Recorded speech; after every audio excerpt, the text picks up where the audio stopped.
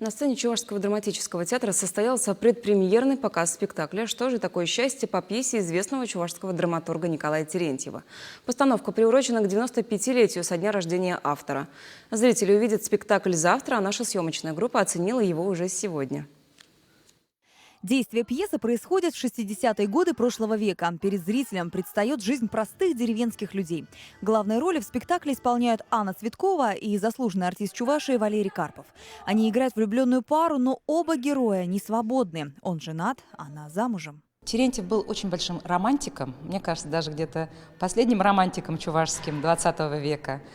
И вот эта история любви, настоящей любви, в буквальном смысле слова, она настолько потрясла меня, и она очень хорошо выписана, пьеса. Драматург показывает историю двух любящих людей, которым судьбой суждено встретиться поздно. Что делать в этой ситуации? Сохранить свои семьи или поддаться новым чувствам? Ответы на эти вопросы зрители будут искать вместе с персонажами пьесы. Один из главных героев, председатель Арбатов, бывший директор крупного завода, добровольно приезжает в отстающий колхоз, чтобы восстановить его и помочь сельчанам.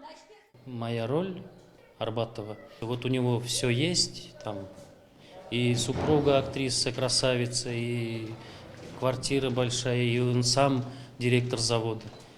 Но на этом он и раз решает в один момент, в один миг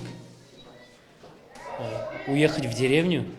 Николаю Терентьеву, как драматургу, всегда удавалось подчеркнуть женские характеры. Интересным получился образ мамы главного героя.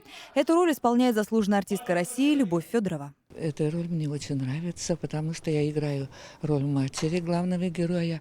И я хочу сказать, что любая мать, какой бы там ребенок ни был, хороший ли он, плохой ли он, честный ли он, справедливый ли или нет, у матери всегда душа болит. И всегда любая мать своего сына в любых действиях оправдывает.